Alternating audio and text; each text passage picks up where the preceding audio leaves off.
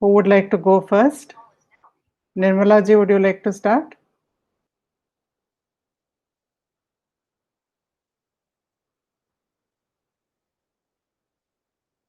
Suma, would you like to start?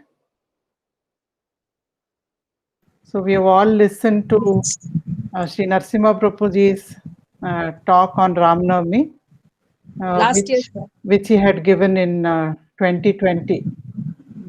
And it was really inspiring because he describes the significance of Rama, Rama's name, and how it is useful to us as seekers, the three different aspects of any festival, Adi Bhautika, Adi Daivika, and Adhyatmika. So I think now we will have some wonderful sharing from all the Atma Jyotis. So Nirmala ji, we can start with you. Yes. So basically, Narasimha Prabhuji is talking about the spiritual significance of Ramanavami festival. Are you able to hear me? Hello? Are you able to hear me? Yes, Nirmala ji, I can hear you. Vani ji, you're on mute, Vani ji. Nirmala ji, we can hear you. Please continue. Okay. So he says that any festival in India has three aspects: social, religious, and spiritual. Adi Bhautika, Adi Daivika, and Adhyatmika. Adi Bhautika is a physical plane. That is, 8,000 years ago, Rama was born, and he lived in Ayodhya. He was born to Dasharatha. It's a historical fact. What is most important is religious and spiritual aspect. Religious aspect is he was an avatara, incarnation of Mahavishnu. He came to establish dharma. Bhagavan himself coming as a human being.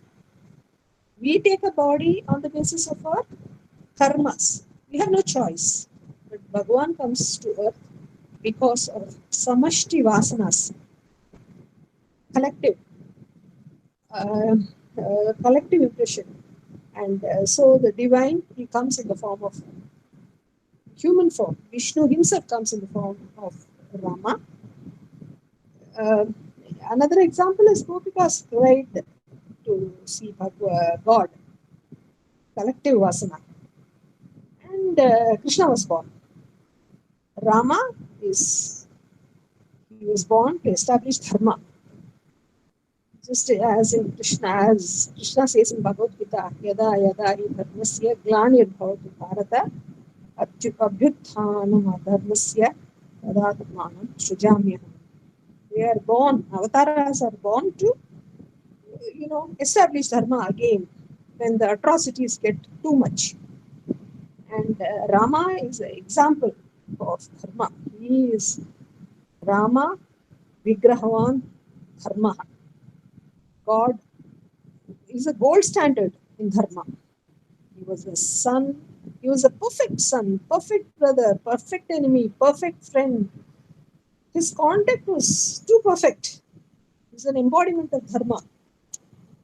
And, dharma is ideal from all aspects of human life. So, next is a spiritual aspect, and Adhyatmika. Rama is the bliss. This is the body consciousness. When I meditate, see how are you related? Somebody asked to Hanuman, and Hanuman said, when I open my eyes, when I am conscious in my body, Rama is my Lord, I am a servant. When I meditate, he is my closest relative. When I am in Samadhi, Atma Rama. Rama is only there, I am not there. Birth of Rama consciousness in our life is what we have to aspire for. All our activities, Atma Rama in our life. is most important. Birth of Ramachandra, is what is important. Rama was born on the 9th. Nine is a special number. It's an eternal number. 9 into 9 is 81, and 9, it adds up to 9. So there are two eternal factors in this world, that is dharma and atma. Dharma is an eternal principle. Atma is an eternal principle. Rama is an eternal principle. But 9 is also an eternal principle. Adhyatma Rama. See, there are different types of Ramayana. Adhyatma Ramayana is there. Valmiki Ramayana is there. Yoga Vashishta is a Vedanta teaching of Rama. Vashishta teaching Rama, and Rama realized himself. And Dasharatha is the 10 in 10 direction. He was a victor. That is, he was a master of 10 senses, sense organs. Rama, the bliss, was born to Dasharatha. King was self-realized. And Ayodhya is a place of no distance. Rama was taught by Vashishta. Rama realized himself. He became the supreme, he became Brahman himself. Then Vishwamitra came and took him to protect Yajna. He did service by protecting Yajna. Then he goes and marries Sita. Rama is the Atma. Sita is the mind. And Atma marries Sita. Sita, mind is Prakriti. And Sita is from the earth, returns to earth. Rama was asked to go to the forest. Forest is the samsara. So many problems. Sita was attracted by the golden deer instead of Atma. And so the Sita was separated from Atma and goes to Maya. That is, she was attracted to the golden deer. And because the mind was separated, the 10-headed Ravana, ego, came and took her away to Lanka. Lanka is the peak of material world. Sita is kept in Ashokavana, which is there is no Shoka there because she was constantly meditating on Rama. And, Rama takes the help of Sugriva, who is full control of his mind. Vali was full lust. Monkey is the power of mind, and Hanuman is the Vayuputra. So he is a prana. Rama takes the help of mind and prana to rescue the Jiva Sita. Sita unites with Rama. Jiva unites with Atma. And there is Ramarajya. There is, Dharma, total Dharma. And when self, Atma is self, mind is stolen by ego, trapped in the material. When one is meditated, he attains Atma. Ayodhya is fall from the material trapped, returning to the self, is spiritual seeking. Seeking blessings of Rama. We have to seek the blessings of Rama because Rama is Dharma. Guide, we have to be dharmic. We have to pray to Rama to free us from ego, the 10-headed monster, to unite with Rama. Rama, bliss of self-realization. Adhyatma, Ramayana, this is the story. So I think Nirmala ji has meticulously covered all the points mentioned by Prabhuji. So that was very well done. But any questions, anyone? Would anybody like to ask Nirmala ji any questions?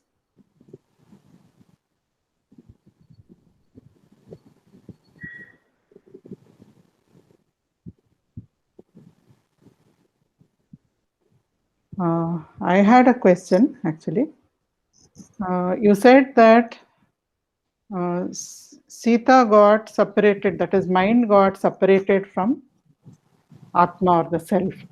So, what do we mean by that when we say mind got separated from Atma? We get distracted by Maya. Can you elaborate that for a couple of sentences? She was happily living with Rama. No, that is in the story, Yes. but symbolically, I'm Even in our life, we get attracted to things around us, yes. and that is when we fall from our high pedestal of being, at peace. And then we have kama, krodha, lobha. Ajnani also is seeing the world. The world that we are seeing, Ajnani is also seeing. So, what is the difference between the way Ajnani looks at the world and the way Ajnani looks at the world? Anyway, he doesn't do like that. No, he doesn't go behind the Maya. No, No, he can is we seen. internally can we distinguish? Is what I'm asking. Internally, we are at peace. That is, the jnani is at peace. Yes. Internally, we are disturbed, totally disturbed. Why? Because concentration, beautiful concentration, out of focus.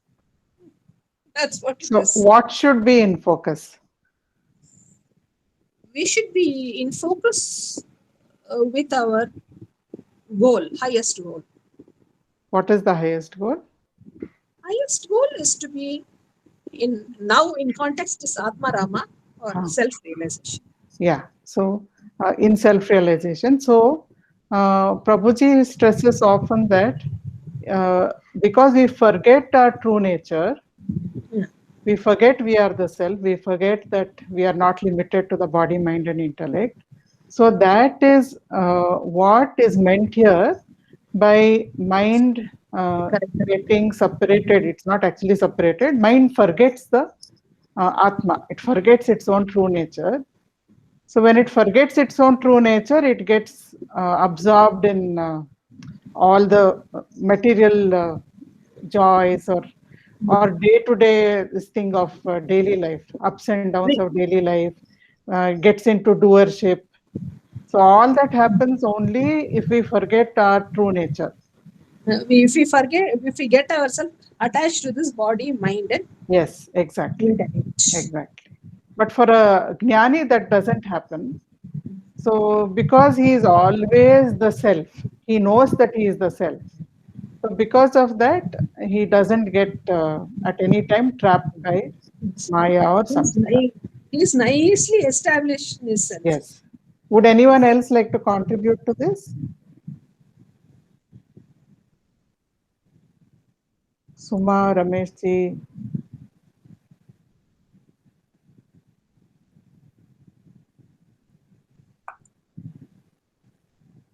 Anyone? Okay, I think in that case, we will carry on. Who would like to talk next?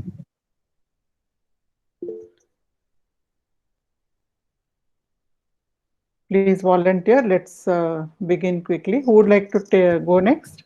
Ramesh has lifted his hand. Okay, Ramesh ji. Wonderful. Is your audio problem fixed? Can you unmute? Let's see if we can hear you.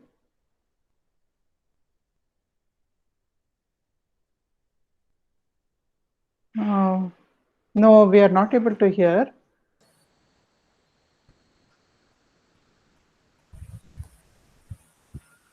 Is there something wrong with the earphones? Try without the earphones.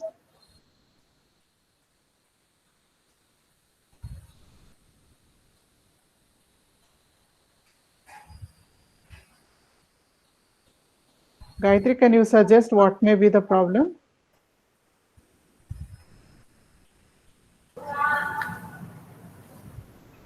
I don't know what device he's using, so I have no clue. I think it's a phone normally he uses. Yeah, maybe he can disable the Bluetooth, and try talking directly Huh. on the device. Ramesh, can you disable the Bluetooth like Gayatri ji is saying?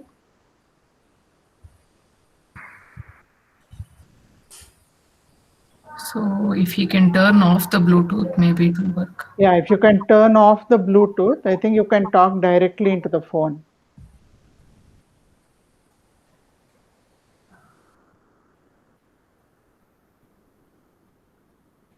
By then, maybe Suma can speak. Maybe he can log out and log in. He can turn off the Yeah, Bluetooth. log out Ramesh, and- you could log out and log in again with the Bluetooth off.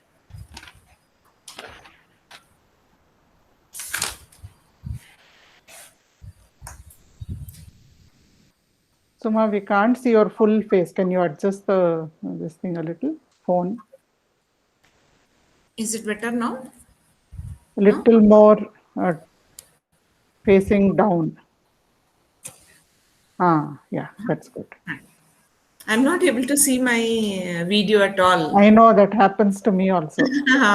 I think for everyone that's happening. They can't see themselves. Yeah. So you can start. Yeah. Here Prabhuji has described the significance of Ram Navami in a very wonderful way, which I had not even, thought that there is something like that. Okay. I used to think festival means, it is a social, it's a one reason for us to meet people and spread happiness and do the puja and things like that. And also it also aids in cultural activity like songs and rangolis and culinary art and all that. But I was really surprised to see that there is so much of significance attached to each of these festivals. And according to him, he says every festival has a Adi Bhautika or a social meaning, the Adi Daivika or a religious point of view, and then Adhyatmika or spiritual point of view. Adi Bhautika is it was Rama was born 8,000 years ago, and this is not a imagination, and it is actually a historical event, and that is being celebrated. Then, as per from Adi Devika point of view, we are celebrating the incarnation of Vishnu. That avatara has happened to establish dharma. So, and it has happened, Bhagavan comes to earth because of samashti vasana. It does not happen because of one person. There is a whole lot of vasana which is attracting the incarnation. And in this, Prabhuji says, Vigrahavan Dharmaha. Rama is a Vigrahavan Dharmaha, that is, he is a perfect embodiment of Dharma, that is the golden standards. And he is considered as a golden standard of Dharma for being as a son, as a ruler, brother, husband. He's one of the, he's considered as ideal in all aspects of life. Then Adhyatmika, while describing the Adhyatmika part, Prabhuji says, he takes the example of Hanuman. Hanuman, according to Hanuman, when he is in a woken up state, he is Rama is the Lord. And when Hanuman sits for meditation, Hanuman is closer to Rama. And when Hanuman is in Samadhi, he is only Rama is there. That is Atma Rama. So our aim is to give rise to Atma consciousness in ourselves. That is the significance of Ramanavami. And Rama was born on Navami, the 9th day. That is the eternal number, because 8 plus 1 is 9, and all multiples also, they all add up to 9. it is an unending number or an eternal number. Then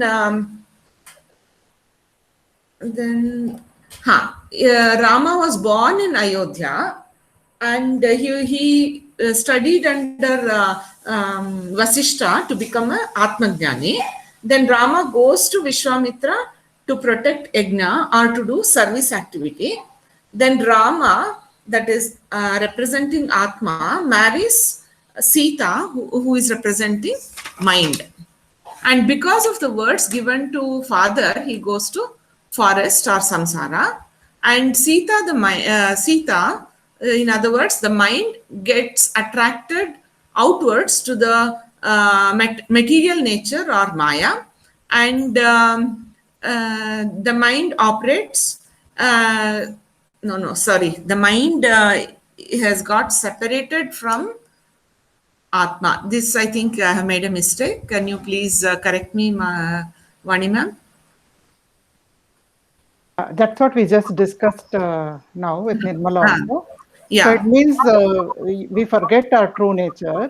So the minute we forget our true nature, we think we are limited to the body, mind, and intellect.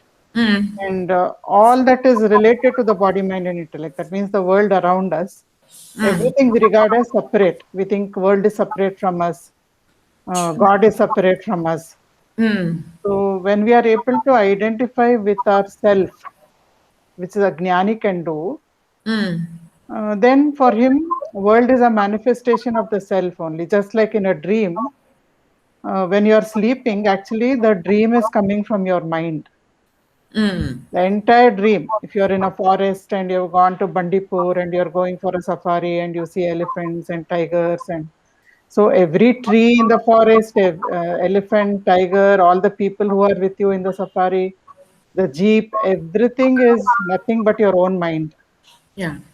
So in the same way, this whole world is nothing but a manifestation of the self. But when we forget that we are the self and we identify with the body, mind, and intellect, we think world is real on its own. By itself, world is real and it's different from me. God is different from me. I am different. So that is what is meant by mind separating from the Atma. Actually, it will not be separate. It's an illusion. Okay. Is that clearer or? Yeah, it is clear now. Okay. Then Ravana representing ego, the 10-headed demon representing ego, that is, ego is operating through 5 organs and 5 sense organs. And he takes her to Lanka, the golden city, which is the embodiment of luxury or the peak of matter. Then Sita is kept in Ashokavana, where there is no shoka because she's always in meditation. And then this also I am not very comfortable. Hanuman rescuing Sita, how is it? That was little not so clear to me. Hanuman doesn't rescue Sita. No, that part. Rama rescuing Sita. Representing the what is it? Hanuman represents prana. Prana. Because that was not clear to me. Because Hanuman is the son of the wind god. Okay. So in our own, if you take our body mind complex, the mind is linked to the body only through prana. Without prana, the mind cannot be linked to the body. So prana is the linking element. And mind or intellect should become very sharp. Viveka should become very sharp. Only then you can let go of the I am the body mind idea, which is trapping us. Right now I am feeling I am the body, so that is why I am not able to identify with the self. So Sita also symbolizing Sita being kidnapped by Ravana. Ravana had 10 heads. That means 5 jnanendriyas, the senses, 5 karmendriyas are limbs of action. So Sita got identified with that. That means the mind got identified with that. thinking I am the senses, I am the body, etc. Okay. So only a sharp intellect and a good prana, which will link the intellect and mind to the body. Using that, the liberation can happen only through the viveka of a sharp intellect, where the prana is also very healthily linked, linking the mind and intellect to the body.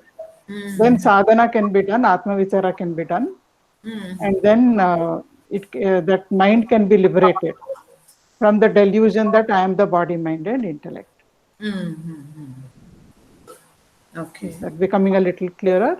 Yeah, it is becoming a little Okay. clear. So we have to seek the blessings of Rama to free us from ego and to be on the dharmic path. Correct, absolutely. So that was very nice. Suma, very well shared with all of us. Thank you. Anybody has any questions for Suma?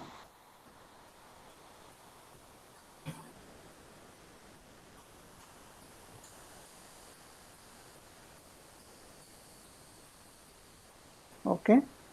I had one question. Now you said that we take birth because of Vyashti Samashti vasanas, vasanas. whereas Avatar. Avatara descends because of Samashti vasanas. So what is your understanding of that? Can you share it a little bit? My understanding is when there is adharma, lot of people are in trouble, and it has to end. Adharma has to end. To end that, avatara happens. So what is meant by Vyashti The vasanas? collective feeling, maybe it's not feeling, it is which is carried to us from the previous janma. Okay, collectively, so many People are, I mean, like, I think collectively we have to find a solution. Praying. Okay, Nirmala ji is saying collectively praying to God. Praying for a solution. Okay. Because of the atrocities. So many people will pray for dharma to be re-established. Yes. That is one thing. Second thing is the vasanas of so many adharmic people will make Ishwar or the Lord descend so that he can balance dharma. All that adharma can be neutralized by increasing the dharmic value in society, reintroducing dharma. Okay, so two things are there. So when he's saying Vyashti, we are born, like you and I, we are born because of our Vyashti samskaras or vasanas. What does that mean? That is, in our previous janmas, we wanted to achieve something, or we had like, we had collected some skills, and we wanted to go ahead in the same skills. Okay. Because of which we will get a birth which can grant us that. There is a what to say, there is an ambience which will help us reach the goals. Okay, so carryover of past life desires. Yeah. And also our identification with the body, mind, intellect. Because we are so identified with the body, mind, and intellect, we keep on searching for next body, next body, next body. One body dies, then we want another body to fulfill all those desires. We feel it can be done through the body only, and through that we'll get happiness. So that is the perpetuating cycle of Vyashti vasanas. Yeah. So that was very nicely shared, Suma. Thank you so much. Okay. Thank you so much. Rameshji, problem sorted? Yeah, can you hear me now? Yeah, very loud and clear. Okay, so I will start with the last, that is the spiritual phase spiritual significance of Ramanavami. And Prabhuji explains it very well. He said, when you realize the truth, or you realize that you are Atma Rami, that is the real significance of Ramayana. So everyone has said the other parts of the, including this also. So Yeah, it's a please go ahead. Yeah, so it's a celebrations of your being absent and only self being available. So it's very difficult. Towards the end, he says self-realization is the goal for our human birth, which is to get out of the cycle of birth and death. This is the spiritual significance of Ramayana.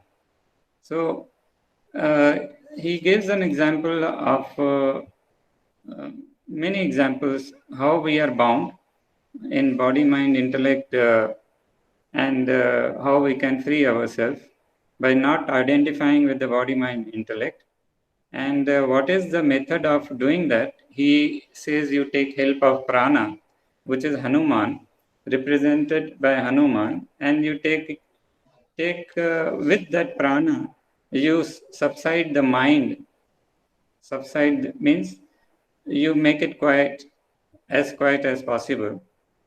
So, and that is when you understand that when the desires are less or there is no desire left to fulfill, then you are in that state which is self-realization.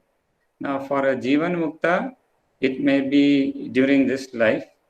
For a Videha Mukta, who has no feeling of his body, and so in Ramana's way of explanation, in his second verse of Ramana Gita, Bhagavan Ramana says, Hridaya Kuha Madhye Kevalam Brahma Matram. And then in the next line, he says, to attain that feeling of I am the Brahman, you have to take help of the breath.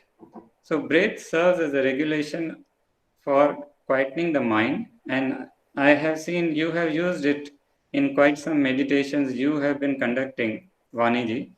In the initial stage of meditation, you ask us to breathe and concentrate on breathing so that the mind becomes quiet, and then we enter into the meditation.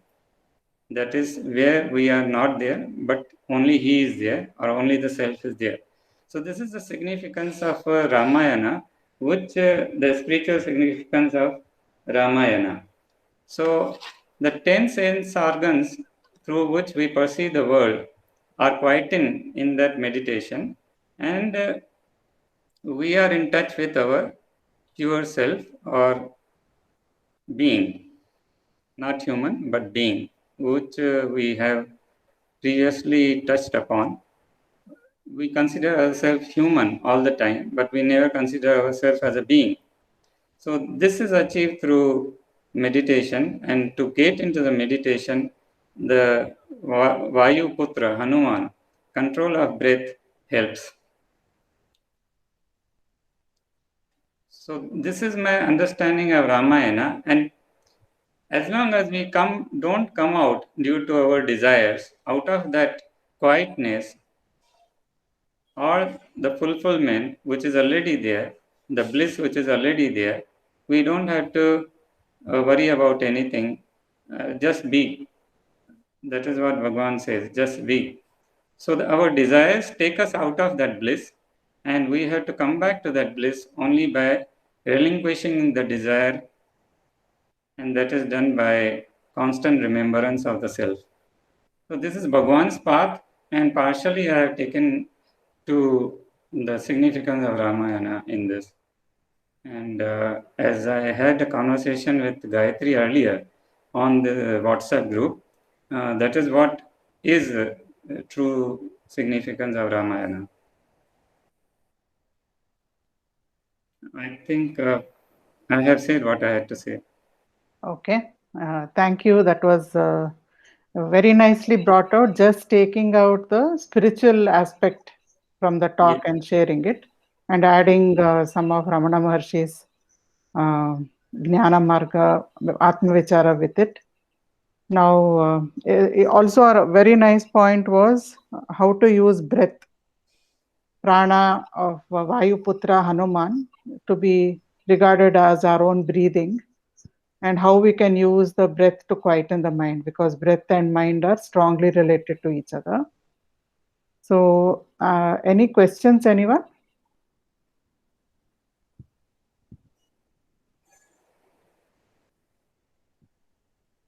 So, I had a question, Rameshji. Please go ahead. Now, Bhagwan says that when you use the breath, he uses, you also said, as long as you remain in that quiet state. If you come out from that quiet state, once again, body identity, everything Yes, comes back and grips you. it is. Right? You're right. Yeah. So that state where the mind is temporarily quietened by the using the breath. So what does Bhagwan call that state? Yeah, that state is called Manolaya. Yeah, can you just elaborate what that Manolaya is? See, Manolaya is a temporary no thought state, temporarily no thought state. That is, there is no mind. So there is a no mind state. That is called Manolaya. But Bhagavan talks in the next or further ahead. He says that is not the Manolaya is not the goal. It's just the beginning. The goal is Manonasha. That is destruction of mind. Now that cannot be achieved immediately, but by regularly practicing Manonasha. Yeah. So can you give us some examples of Manolaya state? Manolaya state is meditation, then deep sleep, coma, and yeah. Yeah, wonderful. So as Rameshji was also explaining, Ramana Maharshi says that even temporarily quietening the mind is useful, but that is not the end purpose.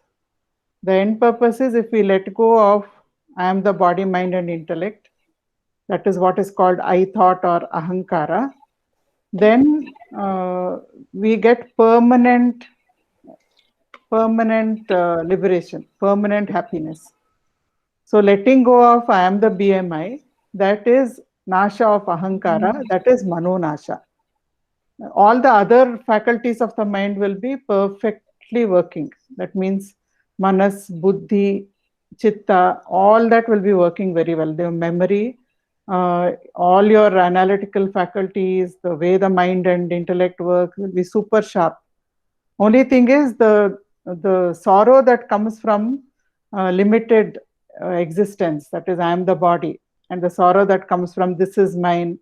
So when that goes away, we feel unhappy. When our expectations are not met, we feel unhappy.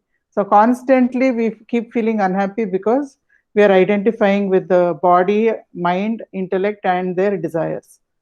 So when we let go of I am the body, mind and intellect, that is called manonasha. And temporarily quiet state we experience during sleep or meditation, or even just sometimes we are sitting listening to some quiet music, mind becomes quiet. Looking at nature, mind becomes quiet. So all that is manolaya. Temporarily mind becomes quiet, but it comes back to its regular monkey-like state. So that is manolaya. Okay, so thank you so much, Rameshji. That was very nice. And also the way you decided not to repeat what had already been said and taking only the inner significance, that was good. Thank you so much. Thank you. So, Preeti ji? Yeah, yes, I'll speak. Even I'm, one sec. 1 minute.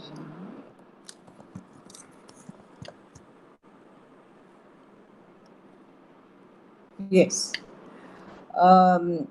Even I'm not going to repeat all that has been said about Ram Navami. To me, I think Guruji's, Prabhuji has described dharma very well, that it's an order of nature. And when we go against it, and there's no harmony in the nature, so there's a lot of increase of adharma. Whereas dharma is important to have the law of nature in this world. So when people are violating due to their greed or any other factor, and they want to hurt other people, there is a lot of disorder. They are not. They don't care about the Mother Earth, and they are about other creatures. And there is imbalance in the world, and that disturbance creates a lot of unhappiness, and that's when Avtara comes in to lead us towards dharma.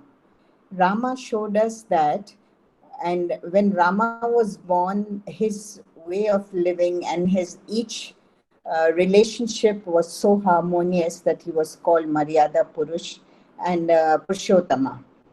He was very good as a son, husband, brother, and to his subjects he was wonderful. That's why we said he had brought about Ram Rajya, and that was the bhautik part of it. But ideally, the way of living is when everyone, when you consider everyone to be that Rama or the consciousness within you, your Atma. And once you keep remembering that at all points, you will not do harm to anybody else. The importance of dharma is the living of life, living a life of dharma brings us closer to Ishvara, because we know that is what is the truth. God is consciousness, and it is in every cell of our body. Consciousness is in every cell of body, and everything happening in life is from Ishvara, and we have to be aware of that.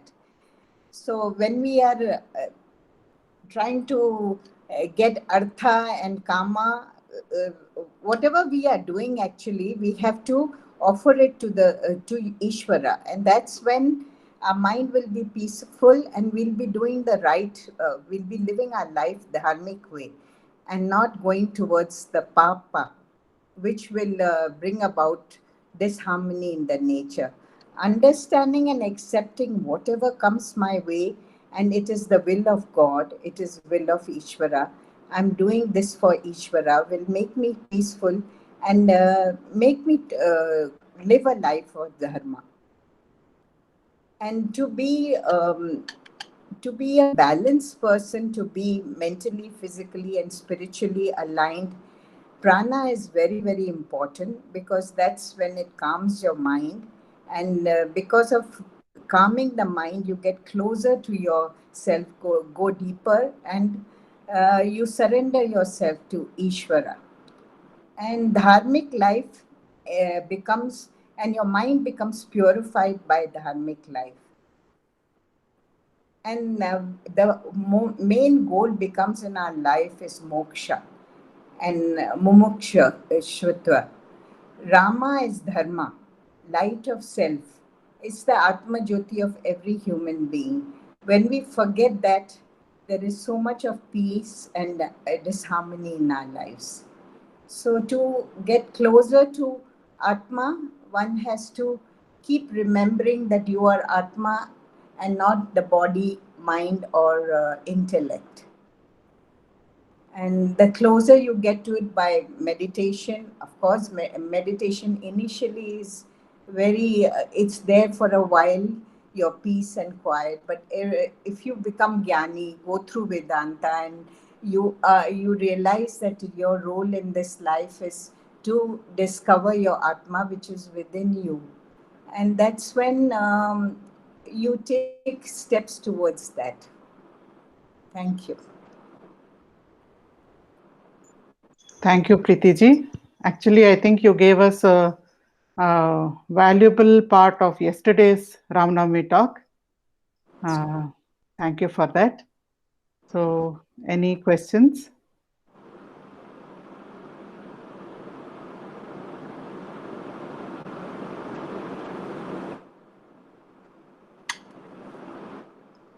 Okay. nobody has any questions for you. Would you like to tell us a little more about how surrender happens? Surrender happens. You want me to answer? Yeah. Surrender happens when you realize that in life, when you are, you want certain things done in a certain way, and the result is not what you are expecting it to be. Then there is a lot of disharmony in your body, around you, and then you realize that nothing is really in your hands. And over a period, as you get more accustomed to it, you realize everything is in Ishvara's hands. So you start to surrender. And when there's nothing that you can do, you've tried everything and there's nothing you can do more. And then you realize that it is not in my hands, and I have to surrender to Ishvara, to tell him, to request Ishvara whatever is best for me, because he is ultimately the person who knows what is good for us. And when you surrender, you realize over a period that whatever you had wanted wasn't probably not right for you. That is true surrender. And I think experience in life teaches you that as you go along. Wonderful. Thank you. Thank you. So I think now it is 5:40. So I'll take about 5 minutes to share a few more points from Prabhuji's talk yesterday. I think the Prabhuji's talk of last year, 2020, has been covered really well by all of you. And Preeti ji has also given us some points from Prabhuji's talk yesterday. So just adding a few more points from Prabhuji's talk yesterday, which was really amazing. So Prabhuji started by saying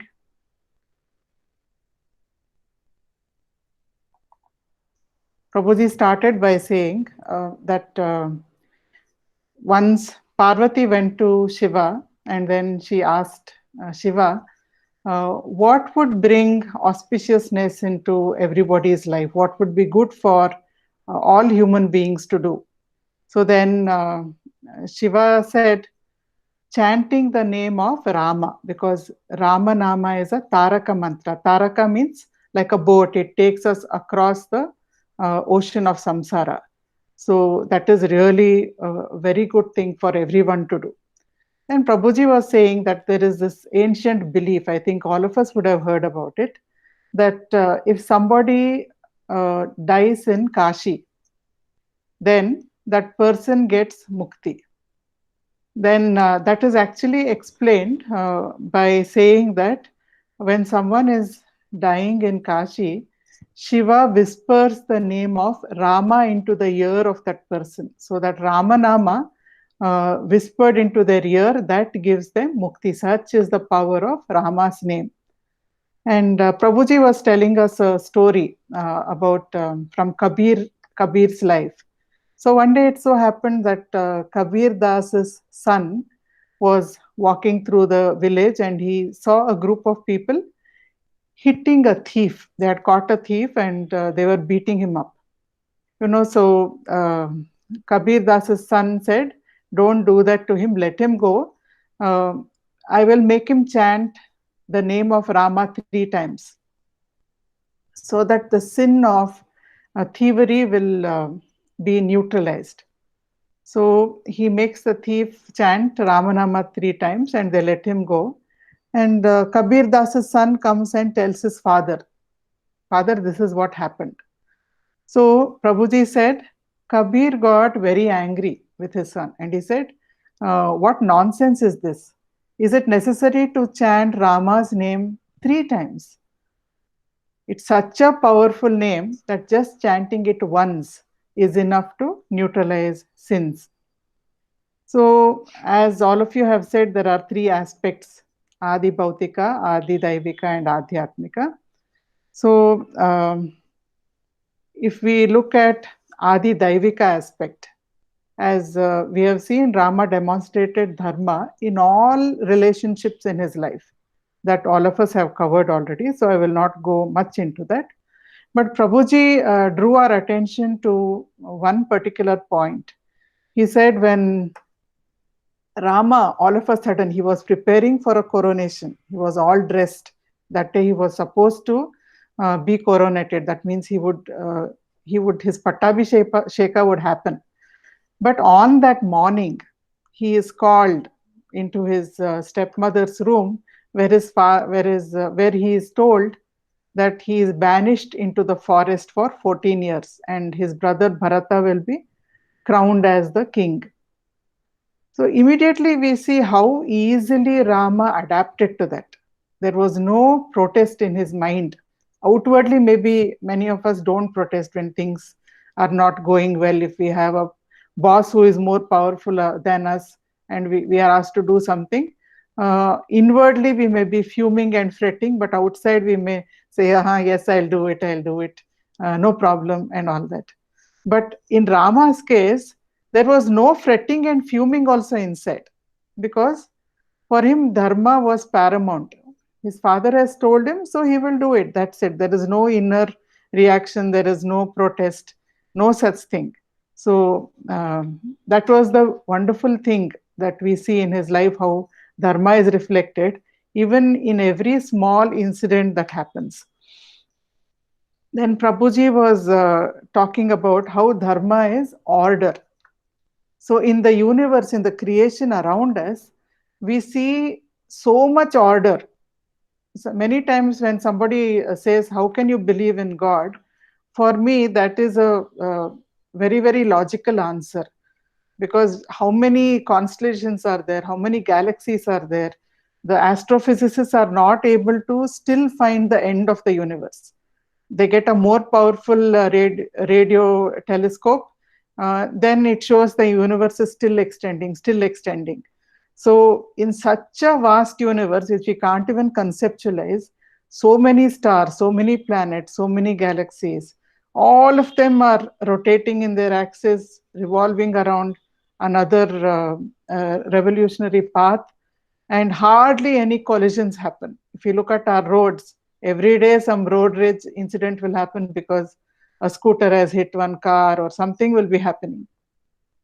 But in this cosmos created by God, there is perfect order. And Prabhuji was saying, if you look at the animal kingdom, there are carnivores and there are herbivores. Now suddenly a lion doesn't start eating grass and a goat doesn't start eating other animals. So they all obey their own dharma, whatever is the dharma according to which they have been created. So if we come to the microcosmic level, if you look at atoms or protons or electrons, they also are all the time going around in their own paths. They don't violate dharma. So from the microcosmic level to the macrocosmic level, there is so much order in society all the time. The only one being, one organism, one creature who flouts dharma is a human being, all of us. We think we have the option to either follow dharma or flout dharma. But Prabhuji was saying that dharma protects those who protect it. Protecting dharma means, first of all, following dharma. That means following the order, cosmic order that is around us, not to disturb the cosmic rhythm. At the same time, to understand that God, this super intelligence, this order is all happening because there is a super intelligence that is governing everything. And this order or the super intelligence, that is God. And this God is not only outside, the God is, this God or this order is also in us. If we look at our own bodies, how our organs function, heart keeps on beating, we go into deep sleep, heart keeps on beating, lungs keep on breathing. So there is some higher intelligence working in this body also, bringing about order within us. So this order is outside us and within us. And this order is God. So when we understand this order or this dharma, That is God. It is not different from God. And he is present in us very intimately in every cell of the body. And he is taking such good care of me. Every moment he is making sure that my body functions properly. So Prabhuji was saying, when we understand that, then automatically my fear of the future goes away. If I understand that God, who is taking care of me so beautifully every moment of my life from the time I have been born, he is maintaining the order inside me and around me, then what is there for me to worry? The super intelligence, which is God, will take care of me in future also. So from there arises surrender, Prabhuji was saying, in this particular context of Dharma. When I identify that God is Dharma and Dharma is order, and order is in every single cell of my body and every single atom of the universe, then God is going to take care of me no matter what. Then automatically a sense of surrender comes. And because of this, we lose two things which are plaguing us all the time. What are those two things? One is fear of what may happen. Second one is dukkha or sorrow. Oh, I wanted this to happen, but it didn't happen. Oh, I don't want that to happen. Oh, it's happening. What shall I do? So that sorrow and that fear goes away because everything that happens at that particular moment is the best thing for me. God, who is order, who is super intelligence, knows what to give me every moment. So my anger that I didn't get something, so krodha goes away. Envy, somebody else got it, but I didn't get it. What I got now is my prasada. What he or she got is their prasada. Perfect for them, this is perfect for me. So that trust, that faith develops in God. So one by one, all the Arishad Vargas will drop away. If I'm proud, I have this, I can do this. Now I know this has been given to me by God. Therefore, I need not feel proud. It is God's prasada. He has given it. Whatever I do is done by that super intelligence through this body and mind and intellect. So I need not feel proud of it. So one by one, all the Arishad Vargas drop away from us. And Prabhuji was saying, Shat Sampati. We have just finished studying Shat Sampati in detail in Tattva Bodha. So Shat Sampati starts blossoming inside us. We get Viveka. What is worthwhile? What is Nitya? What is Anitya? What is permanent? What is not permanent? What is not permanent, we let go of. So that is Vairagya. We get mind control. We get sense control. We are always absorbed in the higher principle that is God. So we get Uparati. We get Titiksha. Whatever comes to me, even if it is a hardship, it is a prasada of God. Therefore, I can tolerate it. So we get Titiksha. Samadhana. We are always focused on the goal of self-realization. Mumukshutva. The goal of self-realization becomes supreme in our lives. So all this Shat Sampati blossoms in us. So Prabhuji was saying that is how Rama is the way to self-realization. When we follow Dharma by understanding order is God, automatically it takes us towards self-realization. So how to become Rama's Dasa? The Adhyatmika part, that Rama is the self, and how to become his Dasa, Prabhuji was saying, it is by following Dharma, aligning myself with the order outside and the order inside, and surrendering to the order, which is God. And say by serving everybody who is an embodiment of the self, by Shravana, Manana, Nitidhyasa, we will be able to reach the goal of self-realization. The self is nothing but Rama. Ananda is nothing but Rama.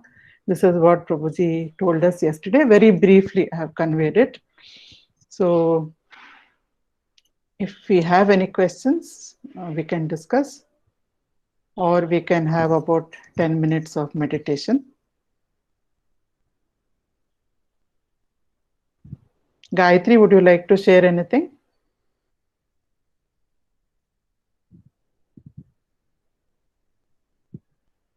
Nothing much, Paniji. Excellent.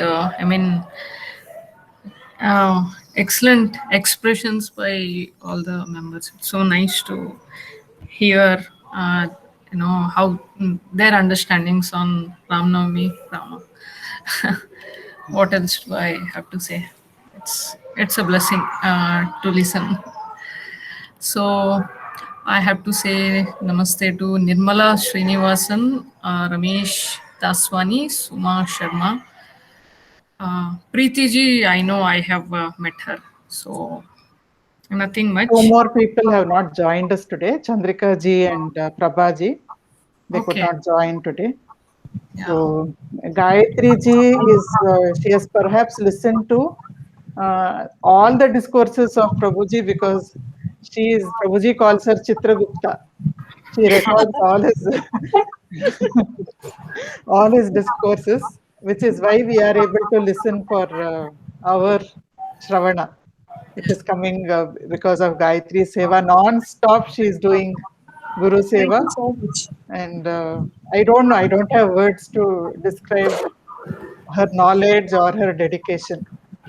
Thank you And so I'm much. really happy to have her with us today. Amazing having her with us. I can vouch for Thank you so that. much. I Pardon? can vouch for that. Okay, so shall we do a few minutes of meditation now? Vaniji, I would like to add. Yeah, sentences. yeah, Gayatri. So, I mean, as Vaniji said, I met Guruji 10 years ago. So, he gave me along with Gnana Yoga, the Karma Yoga also started. He gave me the Seva opportunity to do some service work. Even though I come from a family of Vedic scholars, to be very frank, I don't know anything about enlightenment, liberation, and moksha. So it's if I'm able to speak anything today, it said no that mukam karoti vachalam. I mean the dumb person can. I totally dumb person 10 years ago. So a little bit I can speak today. So from what Guruji said, so I've heard this Ramayana from a long time, from my childhood. So Rama is a great guy, and he's a good king, a lot of temples, lot of devotees. This is all I know about Rama. But then I understood that praising Rama, appreciating Rama, worshipping Rama, the stories in Ramayana, the short stories, big stories, who is his father, what happened, 14 years forest, everything is fine. Maybe so if somebody gives an exam, I can write. But that is not, I see, I'm a seeker, and how does this story help me end of the day? So for me, it's like, what did I learn from Rama?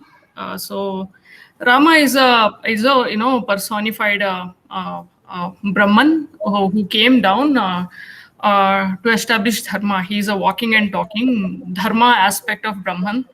So what I have to learn dharma. And then in this process, not only the general dharma, Guruji told me about the higher dharma. There is something called higher dharma, where every time we might face a situation where we have to think about for the larger benefit of the world. So I understood what is a higher dharma.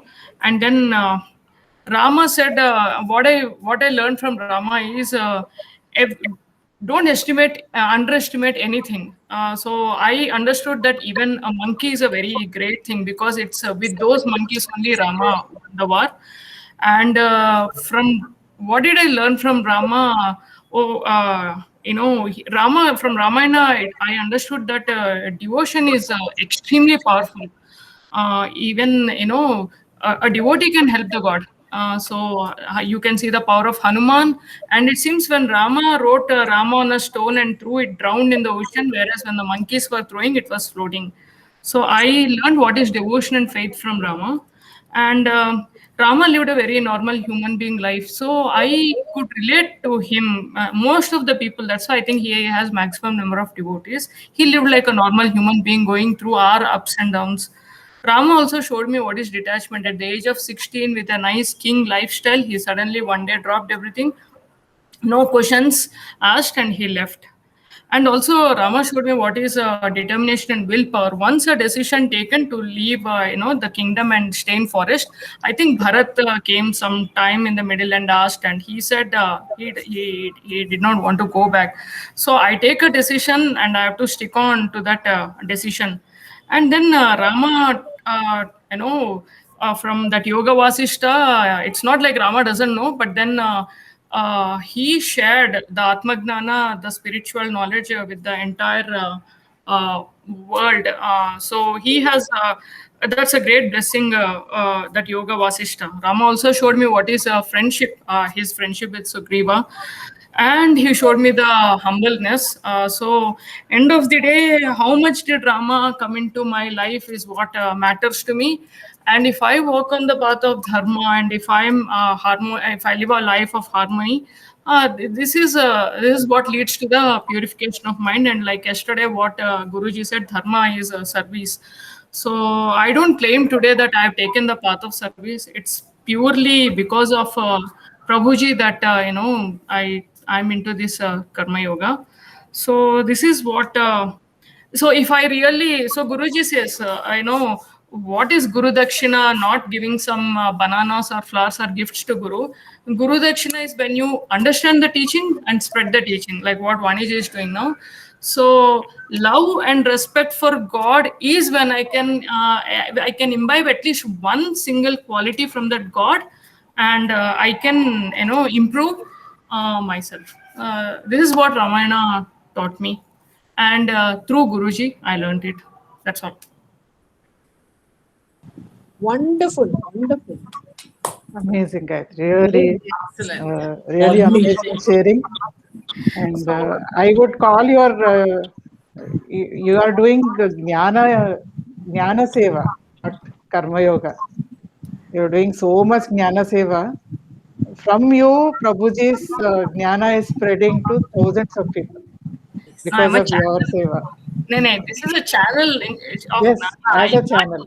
Nana like Guruji, but then so it's like see, it's extremely rare after seeing so many enlightened beings, and I mean, sorry, after seeing so many gurus in the world, I've gone almost listened to most of the talks. Oh, how fortunate we are to be with an enlightened being! How fortunate! I think I know that now today. Thank God I didn't end up with some other gurus and running in circles and circles and circles with siddhis, yogas, meditations, blah blah blah, all that stuff. So we just have to hold on to an Atmagnani. That's it. Everything else will be taken care. I don't know what's going to happen tomorrow, but I have the extreme faith that I'm with the Atmagnani, so my Atmagnana is assured, guaranteed. Wonderful. It's excellent being with the Atmagnani. Yes, I think we are all so fortunate. Yes. So fortunate, and we cannot express enough gratitude for that. Yes. And for what Prabhuji is selflessly giving so many people this jnana and opportunities to do seva and share that knowledge. And I don't know, I really don't have words again to describe, but I can only say that we are extremely fortunate to be where we are right now. Yes. I am very lucky. I found out. I took up the meditation time. I'm an anti-meditation person. The moment you said meditation, I thought, let me speak. So that was your strategy. Okay. We can still like. Suma is very strongly supporting you. Okay. So should we have 5 minutes of meditation, or shall we close? Yes. Okay.